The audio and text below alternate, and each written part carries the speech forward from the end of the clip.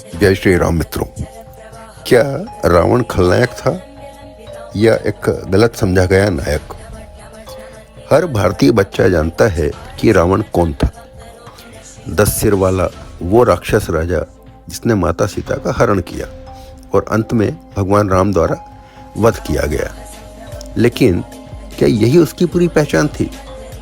क्या रावण केवल बुराई का प्रतीक था या फिर एक जटिल और बहुआयामी व्यक्तित्व, एक विद्वान, एक महान शिव भक्त, एक आदर्श शासक और शायद गलत समझा गया प्रतिभाशाली व्यक्ति?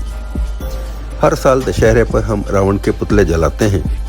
बच्चों को सिखाया जाता है कि रावण बुराई का प्रतीक था और अच्छाई की बुराई पर जीत का उत्सव मनाया जाता है। अगर असल ग्रंथों में झांकें तो रावण केवल एक राक्षस नहीं बल्कि गहन ज्ञान और असाधारण क्षमताओं वाला इंसान दिखाई देता है। चलिए जानते हैं रावण की असली कहानी क्या है। रावण कौन था?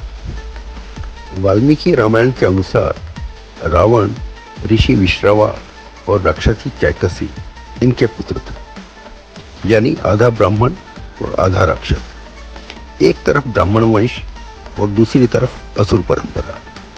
बस यही द्वंद्व उसकी पूरी जिंदगी में रहा। इस दोहरी पहचान ने उसके जीवन में ज्ञान और अहंकार दोनों को जन्म दी। बचपन से ही वह अत्यंत बुद्धिमान था। उसने वेद, शास्त्र और ज्योतिष इनका गहन अध्ययन किया और भगवान शिव की कठोर तपस्या कर अजय रहने का वरदान पाया और लगभग वह अजय बन भी गया। वह केवल बल से नहीं बल्कि बुद्धि और तपस्या से भी महान था।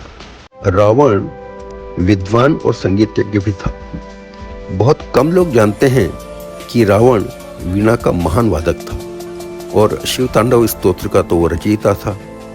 यह स्तोत्र संस्कृत का अद्भुत रत्न माना जाता है। यह रचना आज भी संस्कृत साहित्य की अमूल्य धरोहर है। वह रुद्रवीणा का महान वादक था। उसकी विद्या केवल धर्म ग्रंथों तक सीमित नहीं थी। वह ज्योतिष, राजनीति और राज्यशास्त्र का भी ज्ञानी था। रावण केवल एक बलशाली योद्धा नहीं बल्कि एक विद्वान, खगोल शास्त्री और संगीतज्ञ भी था। रावण के शासनकाल में लंका को सोने की नगरी कहा गया है। संभवतः वो सोने की नगरी हो भी, लेकिन ये तो स्पष्ट है कि जब ये तुलना की जा रही है, उपमा दी जा रही है सोने की नगरी, तो ये स्पष्ट है कि वहाँ गरीबी नहीं थी, अन्याय नहीं था, जनता संपन्न थी, सुरक्षित थी। रावण की शासन व्यवस्था, आर्थिक नीतियाँ और प्रशासनिक क्षमता इतनी अद्वितीय थी कि लंका एक आदर्श राज्य माना जाता था। रावण अपनी प्रजा का प्रिय राजा था। रावण का पतन, उसका मुख्य कारण जो है वो अहंकार था। रावण का असली शत्रु उसकी बुद्धि या शक्ति ये नहीं थे, बल्कि रावण की सबसे बड़ी कमजोरी थी उसका अभिमान और अहंकार। सीता हरण का निर्णय ज्ञान या धर्म से नहीं बल्कि अहंकार से प्रेरित था। सीता हरण उसका सबसे बड़ा अपराध बना। हालांकि उसने कभी माता सीता को जबरन स्पर्श नहीं किया, लेकिन उन्हें अधिकार की वस्तु समझने की भूल अवश्य की। यदि सुंदरकांड का प्रसंग याद किया जाए तो रावण को हनुमान जी ने, भाई विभीषण ने, उनके सचिवों ने और इवन दूत जो गए थे श्री राम जी के पास, उन लोगों ने भी समझाया कि आप माता सीता को वापस करें। मंदोदरी ने समझाया, लेकिन रावण ने सुना नहीं, रावण झुका नहीं। बस यही जिद और अभिमान उसके विनाश का कारण बनी। यही जिद उसका अंत करवा के ही बनी। रावण का चरित्र एक धूसर चरित्र है। रावण पूरी तरह बुरा नहीं था। वो शिव भक्त था, ब्राह्मणों का सम्मान करता था और माता सीता के प्रति मर्यादा बनाए रखता था। लेकिन वही व्यक्ति धर्म की मूल मर्यादाओं को भी तोड़ता था।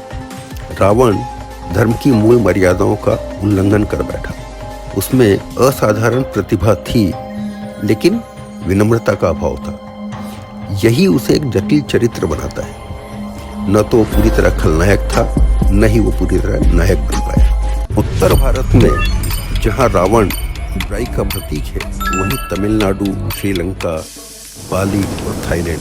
यहाँ पर रावण को केवल राक्षस नहीं, उसे एक वीर योद्धा और विद्वान के रूप में भी याद किया जाता है। कुछ परंपराएं उसे त्रासदी का नायक यानी ट्रेजिक हीरो भी मानती हैं। रावण की कहानी हमें आज भी सिखाती है कि ज्ञान और शक्ति यदि अहंकार से जुड़ जाएं तो विनाश का कारण बनते हैं। देखिए, रावण में प्रतिभा थी, भक्ति थी, लेकिन विनम्रता कतई नहीं थी। रावण एक विद्वान, भक्त और प्रशासक था, लेकिन अपनी ही जिद और अभिमान से हार गया। उसके 10 सिर शायद ज्ञान के प्रतीक थे, लेकिन साथ ही 10 दिशाओं में खींचते अहंकार के भी प्रतीक थे। इसलिए दशहरे पर केवल उसके पुतले नहीं जलते, बल्कि हमें यह भी याद दिलाते हैं कि अहंकार ही असली शत्रु है।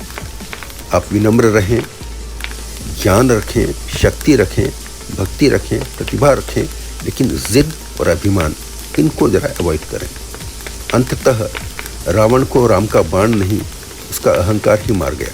हरवाने में केवल उसका अहंकार मुद्दा था। जय श्री राम। मित्रों, अगर आपको ये कथा पसंद आई हो तो वीडियो को लाइक करें, शेयर करें और सब्सक्राइब करना न भूलें। कथाओं और भजनों की जानकारी के लिए बेल आइकॉन जरूर दबाएं। भक्ति आत्मा सागर अब केवल चैनल नहीं, एक अनुभव है। आनंद लीजिए।